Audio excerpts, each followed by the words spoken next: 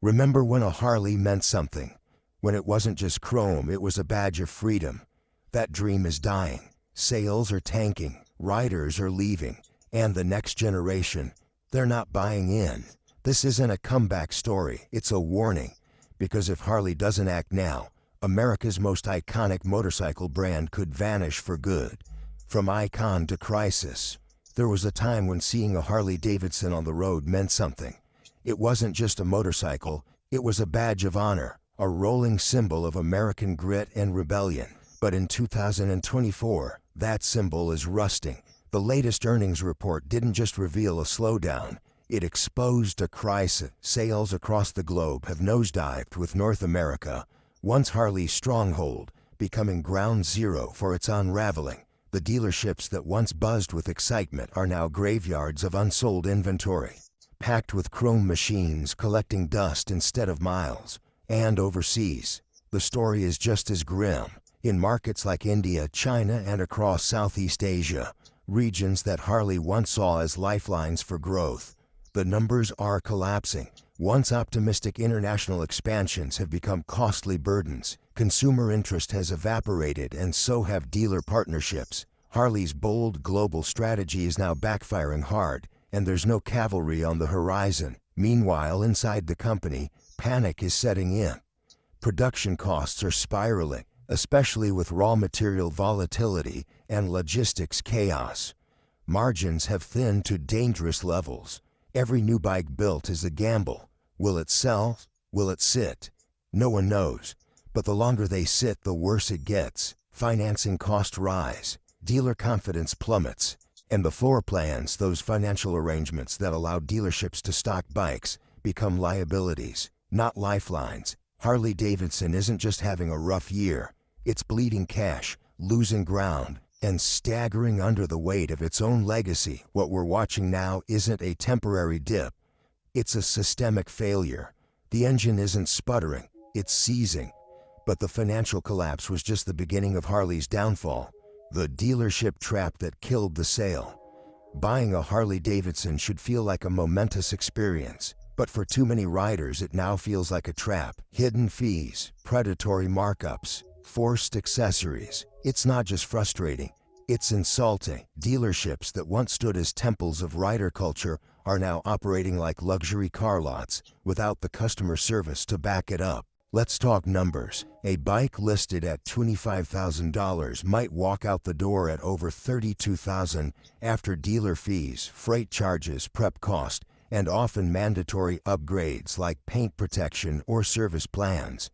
And unlike competing brands, Honda, Yamaha, even Indian, Harley dealers are notorious for refusing to negotiate. They rely on legacy loyalty. They assume you'll pay because it's Harley. But that assumption is breaking down. Riders are waking up, they're comparing, and they're walking away. One would-be buyer recently walked into a dealership prepared to finance a new bagger. The listed price was $26,000. The final offer? $33,000. Non-negotiable. He walked. He bought a Honda Gold Wing instead. That story isn't an exception anymore. It's a pattern. Harley's dealerships have become one of the brand's biggest liabilities. Not because they lack bikes, but because they lack transparency, flexibility, and respect for the modern buyer. But what Harley didn't realize was that price wasn't their only blind spot. It was pride. Culture war on two wheels. Harley Davidson doesn't just build motorcycles, it builds identity. Or at least it used to. For decades, the Harley image was rebellious, masculine, exclusive, and proudly so.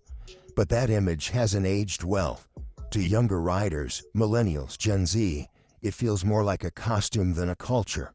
The leather vest, the poker runs, the rigid biker codes, these aren't selling points anymore. They're barriers. Harley-centric clubs and events often feel like closed circles. Harley-only rides still dominate local calendars. And for riders who just want to ride without subscribing to a lifestyle, it's alienating. Contrast that with modern movements. The Distinguished Gentleman's Ride, women-led moto communities, adventure riding groups that welcome everything from scooters to dirt bikes. These spaces thrive because they're open. They're about riding, not branding. And Harley, it missed the memo. The company doubled down on exclusivity just as the world opened up. Its advertising still glorifies the same rugged imagery it used in the 1980s: beards, leather, noise, dominance. But today's riders want versatility, personalization, and community, not conformity. Harley still throws a party, but it forgot to invite the new generation. And while Harley clung to its past, a wave of riders was building a future without them. If you care about what's happening to Harley and to the riders who built this culture, subscribe. We're riding this out together. Yesterday's bikes are today's biggest enemy. In the world of motorcycles, used bikes have always played a role in shaping the market, but for Harley Davidson, that role has become existential. The company's own past success is now eating into its present. Across the United States, the used market is flooded with 5, 10, even 15-year-old Harleys that have been babied, stored in garages, and upgraded to perfection, all at a fraction of the cost of a new model. It started with the baby boomer generation. They were Harley's backbone for decades, but now many are aging out of riding. Some are retiring, others are downsizing, many are simply stepping away. Their well-maintained bikes, low miles, loaded with aftermarket gear, are now flooding resale platforms, auction houses, and local dealers. And when today's buyer compares a 5-year-old Road Glide with premium upgrades at $15,000 to a new model at $35,000, the math is easy. Harley Davidson's core design philosophy hasn't changed much over the past 2 decades. The silhouette is the same. The tech is barely updated. The feel, nearly identical. That means a used Harley doesn't feel old, it feels familiar, and that familiarity has become Harley's biggest enemy. Why buy new when the difference is mostly cosmetic? Harley's biggest rival isn't Indian or Honda or BMW. It's the Harley in your neighbor's garage, and the real reason new models aren't selling. They're not even new. Stock in 1985, Harley's tech crisis. Take one look at a Harley spec sheet and compare it to a modern competitor. The gap is stunning. Harley Davidson is still banking on air-cooled engines, analog gauges, and the idea that sound and style will overcome the lack of substance. But the 21st century rider expects more, and they're getting it elsewhere. Indian's Challenger, BMW's K-Series, Honda's Goldwing, even Yamaha's Baggers, they all offer rider assist features, digital connectivity, customizable ride modes, and liquid cooling. Meanwhile, Harley's flagship touring models often come without standard blind spot detection, no lean-sensitive ABS, and little to no electronic adaptability. These aren't just luxury features anymore. They're baseline expectations. Harley's refusal to update its platform architecture is part tradition, part stubbornness, and part fear. The brand has convinced itself that change equals alienation. But that logic has backfired. Riders aren't nostalgic, they're frustrated. They're paying top dollar for machines that feel stuck in time. When a $40,000 motorcycle lacks features found in a $22,000 Honda, the premium feels like punishment. Side-by-side comparisons tell the story. Indian offers more for less. BMW offers sophistication. Yamaha offers smoothness. Harley offers history, and not much else. And when they did try to innovate, they proved just how lost they were. Innovation without vision. Harley Davidson had its chance. 2 of them, in fact. The first came with the Livewire, a bold leap into electric motorcycling, launched with high hopes and even higher expectations. But Harley priced it at nearly $30,000. That's not a futuristic breakthrough. That's a niche luxury toy. The very riders Harley hoped to attract, young, eco-conscious, tech-savvy, couldn't afford it. And the riders who could afford it, they didn't want it. Sales were so poor that Harley quietly spun off Livewire into its own brand, distancing itself from the embarrassment. What could have been a moment of reinvention became a cautionary tale. Instead of seizing the future, Harley abandoned it. Then came the Pan America. This was different. A capable adventure bike with real power, solid tech, and surprisingly good reviews. It brought new riders into showrooms. It sparked curiosity. But Harley didn't capitalize. They didn't evolve the platform, didn't expand the lineup, and didn't brand it with long-term vision. Like so many things Harley does, It was one step forward, two steps back. Even the Revolution Max engine, which underpins the Pan America and a few other models, sits unused in most of Harley's mainline bikes. They created something new, then buried it under fear of alienating their base. Harley dipped a toe into the future, then recoiled in fear. And just when Harley needed a win, another crisis hit hard. The economy that crushed the legend. The chrome dream used to mean something. For decades, Harley Davidson wasn't just a motorcycle, it was a financial stretch that riders were proud to make. It was worth the overtime hours, the side hustles, the scraped-together savings. Because once you threw a leg over that V-twin, you weren't just escaping traffic, you were escaping gravity. But in 2024, that dream isn't just harder to reach. For many, it's completely out of reach. The economy has turned against Harley, and against every rider trying to stay afloat. Disposable income across the United States is down. Wages have stagnated while inflation quietly eats through paychecks like rust through chrome. Rent, groceries, and insurance are rising. And for the average working American, a $30,000 bike is no longer a reward. It's a liability. Worse yet, the interest rate landscape has changed dramatically. A few years ago, financing a Harley over 5 years might have meant $200 per month, give or take. But now, with interest rates spiking across auto and recreational loans, that same loan balloons past $400. And that's before taxes, insurance, or service plans. The idea of cruising into a Harley dealership and leaving with a payment that fits your lifestyle, that's gone. The new Harley pitch sounds more like a luxury car lease than a freedom machine. Dealerships are feeling the pressure too.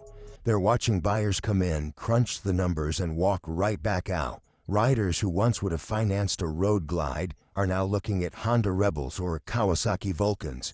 Riders who once dreamed of a Softail are now watching YouTube videos on used Suzuki boulevards. In this economy, practicality isn't a preference, it's a necessity. And this isn't just happening in the United States. In the United Kingdom, Germany, and Australia, rising costs of living are choking middle-class riders. In Southeast Asia and Latin America, Harley's high-dollar offerings are simply incompatible with regional economies. And in Canada, even the most devoted Harley fans are downsizing to more fuel-efficient, budget-friendly machines as economic conditions tighten. Harley has not responded with price drops or rider-friendly finance plans. Instead, their premium pricing strategy persists, even as the world beneath them crumbles. Harley is selling motorcycles like it's 2014, but riders are buying like it's 2024. The result is a brand that feels tone-deaf, detached, out of sync with the very people it once championed. The freedom Harley once symbolized now feels like financial entrapment. And that iconic sound of a Harley engine? For many, it's been replaced by the quieter hum of a more affordable, less burdensome choice. The truth is simple. The chrome dream costs more than the rent. But even as wallets closed, something else was opening.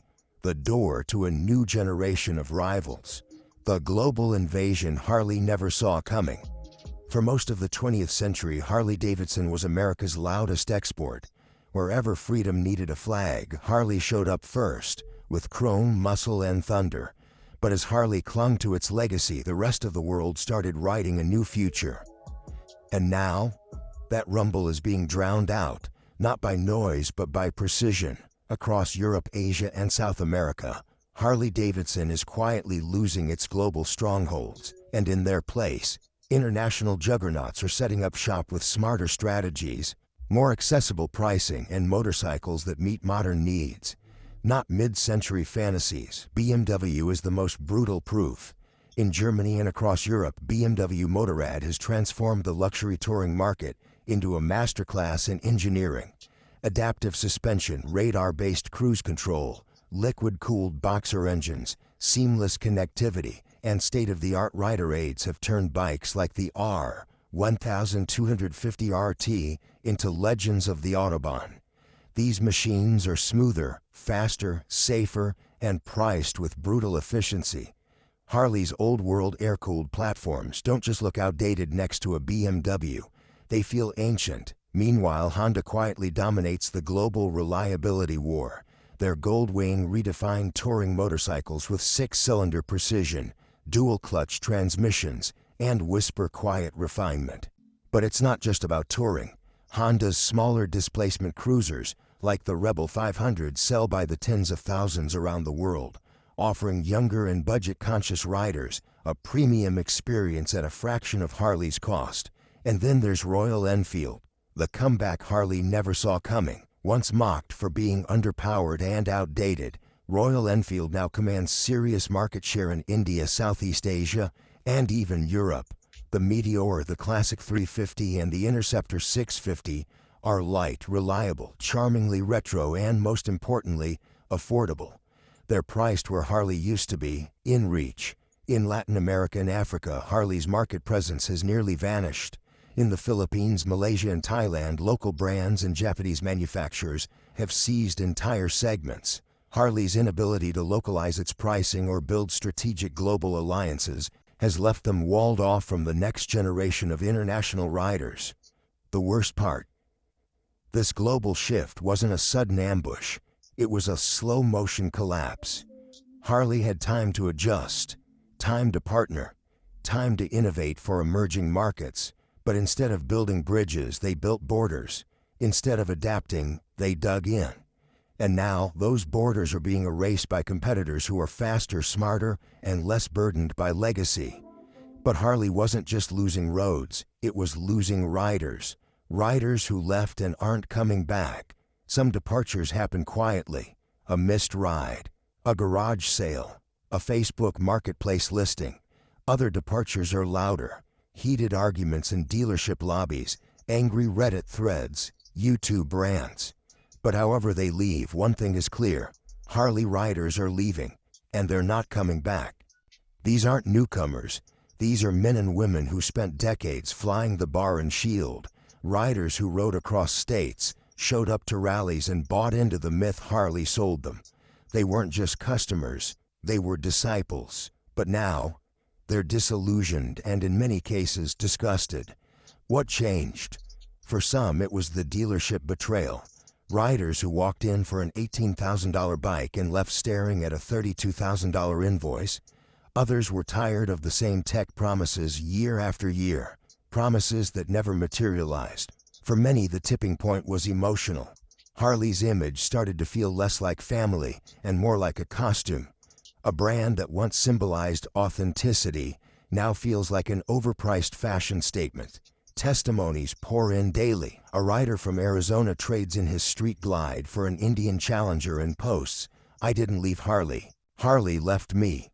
A 30-something woman from Ohio test rides a BMW R9T and realizes for the first time what a bike should actually feel like. A father and son walk out of a Harley showroom and into a Yamaha dealership after a hard sell left them questioning the company they once idolized. The feeling is always the same. They thought they were Harley for life. Now they're riding into the future without it. The emotional fallout is brutal. Forums once filled with ride plans and road trip photos are now filled with goodbyes. Videos titled "Why I Left Harley Davidson After 20 Years" rack up hundreds of thousands of views.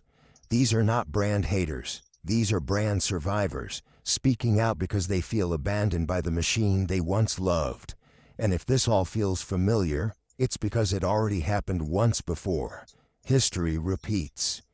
Harley has been here before. In the late 1970s and early 1980s, the company was gasping for air. Japanese manufacturers like Honda and Kawasaki were flooding the American market with better engineered, cheaper motorcycles.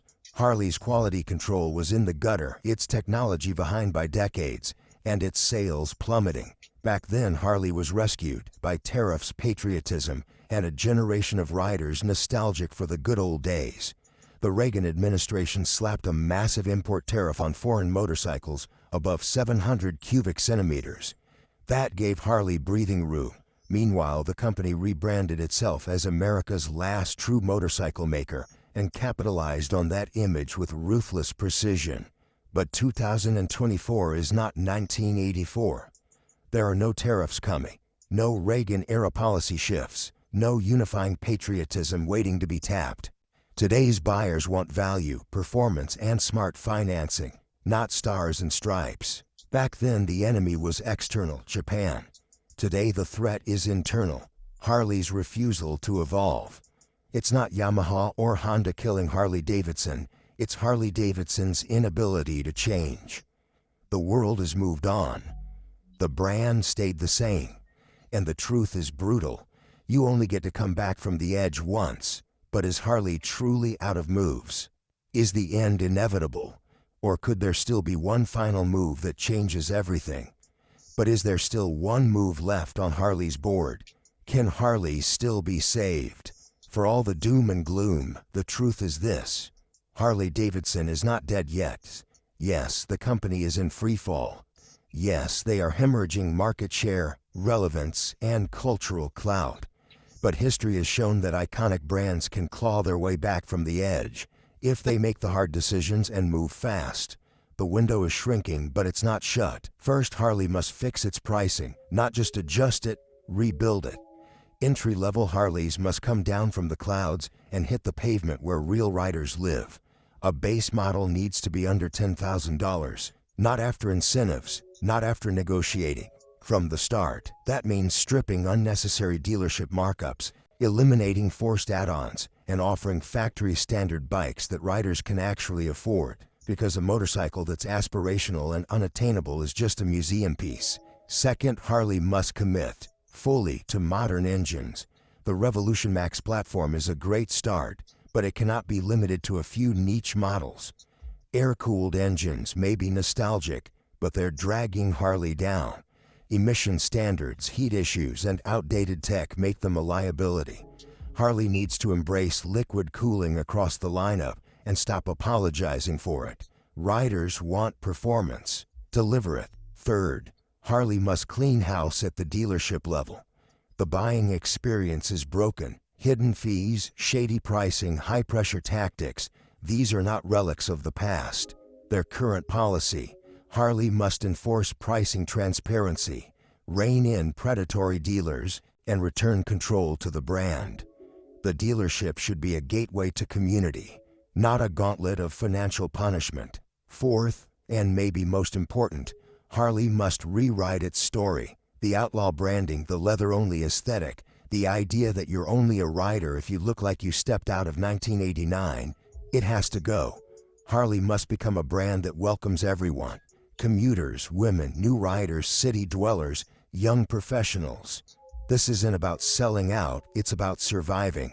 When your average buyer is in their late 50s, you're not building a future, you're retiring.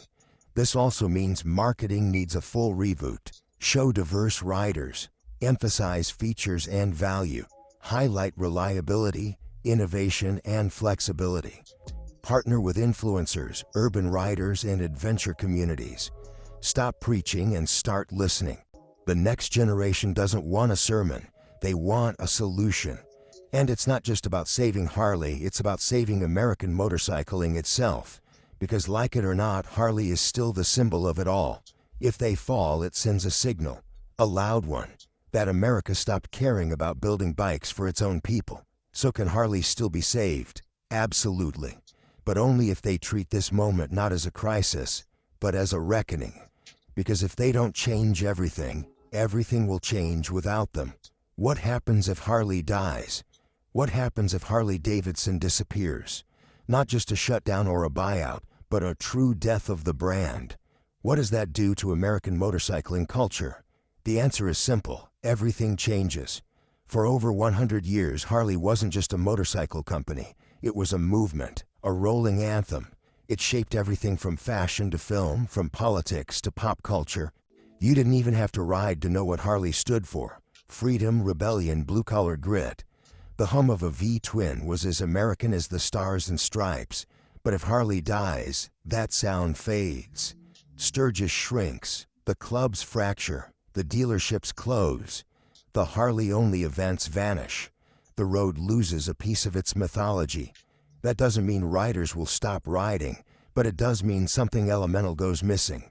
The Brotherhood loses its flagship, American muscle loses its symbol, and the touring lifestyle becomes just another global category.